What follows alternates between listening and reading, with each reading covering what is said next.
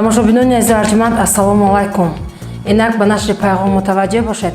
Дар студия бо хабарҳо бо шумо Дилшода Ҳалим ва коргардон Исмоилҷон Холев.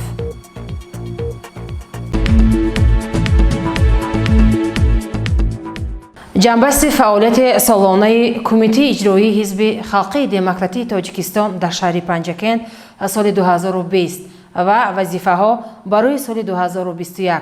бо ҳамин муҳтаво дар толори маҷмӯи эҷодии фарҳангии кохи ба номи Лоиқ Шералӣ ҷаласа доир гардид. мутаваҷҷеҳ бошед.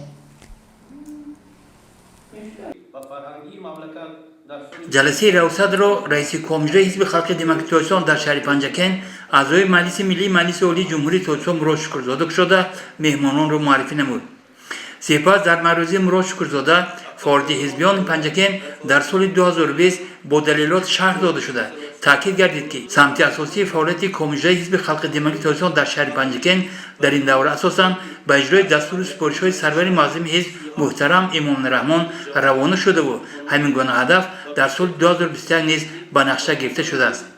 дар мавқеи маъруза Шералӣ Юсупов, котиби ташкилоти ибтидоии ҳизби корхонаи муштараки Заравшон Дилшод Баҳронов, аз равосати шуғли аҳолӣ Икром Исламов аз ҷамъияти мавзун иштирок намуда фаъолияти комиҷраи ҳизби халқи демократии тоҷикистон дар шаҳри Панҷакенро дар давраи ҳисоботӣ қаноатбахш баҳогузорӣ намуданд.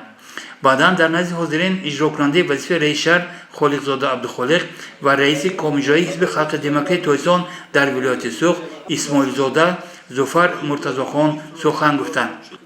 дар хотимаи ҷаласа ба гурӯҳи фаъолони ҳизб сипоснома ва тӯҳфаҳои хотиравии Кумитаи иҷроии ҳизби халқи демократии тоҷикистон дар вилояти Сух ва шаҳри Панҷакен дар вазъи тантанавӣ супорда шуд. барномаи алоҳида аз ин ҷаласа ба гоҳ намоиш дода мешавад.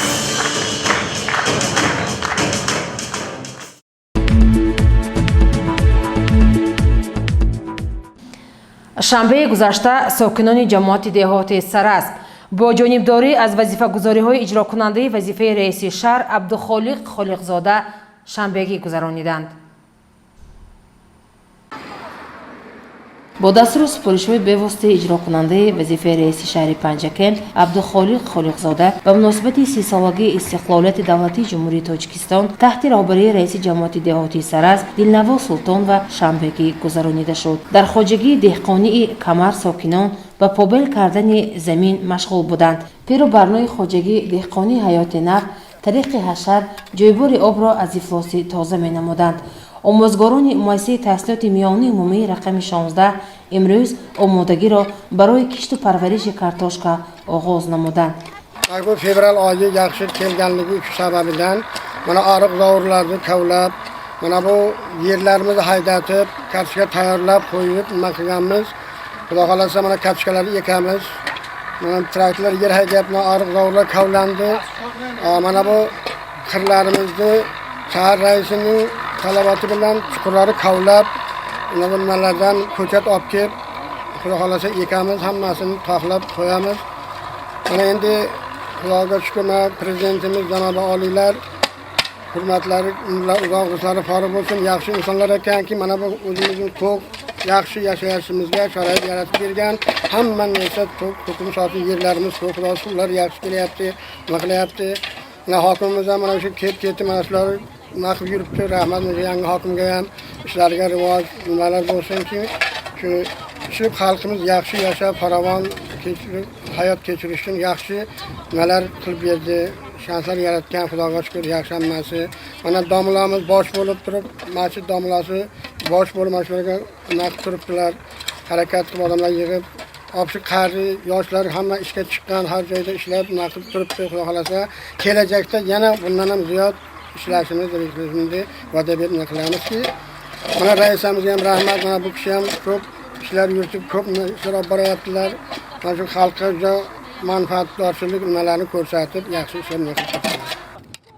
он рӯз дар ҷамоати деҳоти Сарасп шанбегӣ гузаронида боварӣ ба он доштанд ки имсол ҳам ҳосилгирӣ аз зироатҳои кишоварзӣ дар ин минтақа дар қиёс ба соли 2020 бештар мегардад.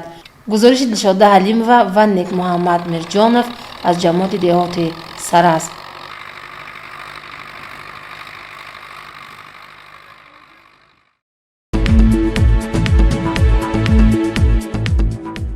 آمادگی به انتخابات وکیلان به مجلس وکیلان خلقی ولایت سوخت ادامه دارد.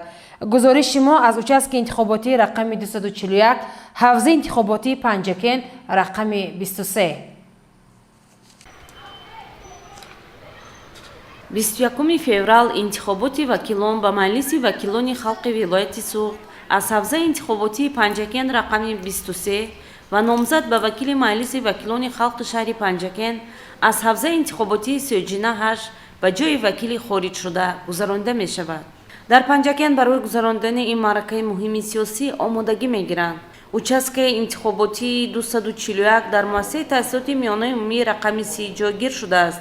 با مقصد در سطح بلند تشکیلی گذراندن انتخابات، هیئت کمیسیون اوچسکوی کارهای تشکیلی را خوب به راه ماندند. امیدواران مؤسسه مساعدت نمودند که رویخط انتخاب کنندگان آماده گردد. در اوچسک مطالب وابسته به انتخابات، حجت‌های ضروری و موادهای راهنما جای داده شدند. حجره‌های طبی و مادر و کودک تیار کرده شده.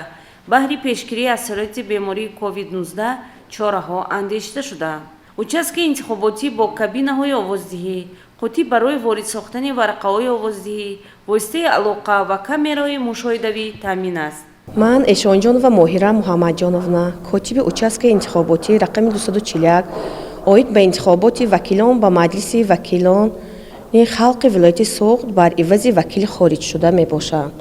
در اوچسک انتخاباتی رقم 241 1533 نفر انتخاب کنندگان به قید گرفته شدند که از اینها 817 نفر مردها و 716 نفر زنها می باشند. شخصانی در مهاجرت مهنتی بوده 186 نفر به قید گرفته شده اند. بار اول آوازدهندگان 5 نفر می باشند، از اینها 4 نفر زنها، 1 نفر مرد می باشد. شماره بیماران در اوچسک انتخاباتی ما 7 نفر می باشد که 5 نفر زنها، 2 نفر مرد می باشد. در اوچسک انتخاباتی رقم 241 2 نفر روس‌ها و 2 نفر ازبک‌ها به قید گرفته شده اند. ما آموزگاران مؤسسه تحصیلات میانه عمومی رقم 3 به نام اسماعیل سامانی برای گذراندن انتخابات سهم خود را می‌گذاریم. انتخابات باید موافق طلبات قانون کنستیتوسیونی جمهوری تاجیکستان درباره انتخابات وکیلان مجلس‌های محلی وکیلان خلق گذرد. هیئت کمیسیون اوچسکوی در روز انتخابات شفافیت روند انتخابات را تامین خواهند کرد.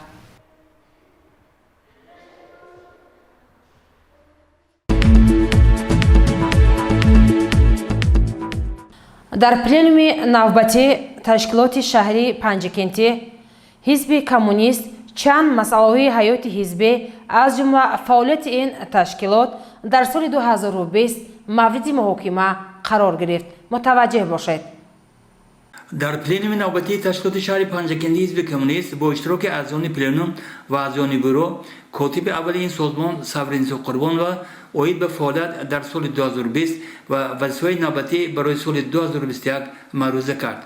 صبرنسو قربان و فعالیت تشکیلات شهر پنجکنتی حزب کمونیست را با دلیل‌ها تحلیل نموده گفت که حزب کمونیست در ردیف دیگر حزب‌های جمهوری که در چارچوب قانونی عمل کننده فعالیت دارند عمل کرده در چاره‌بینی‌های خاص از جمله پلنوم بیروحی و مهمترین وظیفه حزبیان را مورد تحلیل بررسی قرار داد و پیوسته کوشش نمود که در عمل شدن سیاسی سازنده و بنیادکارانه پرزیدنت کشور محترم امام رحمان و آمادگی به 30 سالگی استقلالیت دولتی جمهوری تاجیکستان سهمگذار باشد. در معرضه برابر پیشوا یک قطار کمبودی‌ها از جمله فعالیت ناکفایه بعضی اعضان برو، سر وقت پرداخت نشدن از حقوق رابطه سوز با تشکیلات‌های ابتدایی حزبی تاکید گردیده.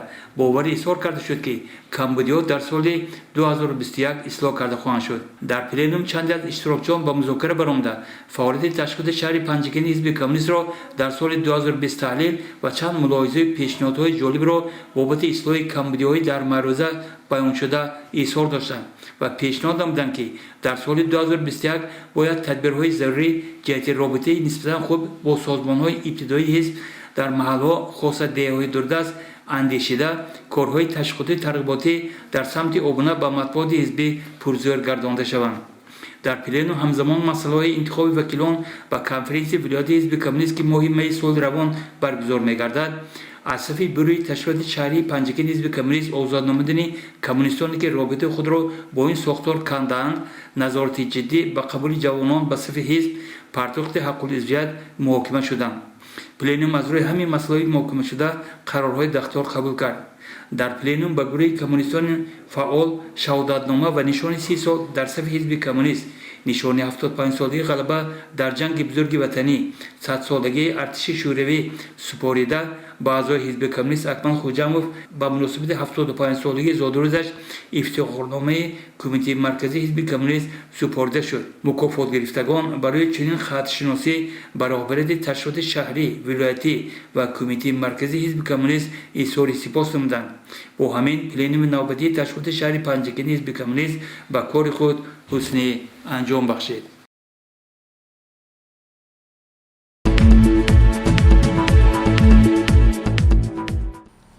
тамошобинони азизу арҷманд, ин буд барномаи иттилоъоти пайғом. саломату сарбаланд бошед. дар оғози ҳафта барои ҳар яки шумо барору комёбиҳо таманно дорем. хайр.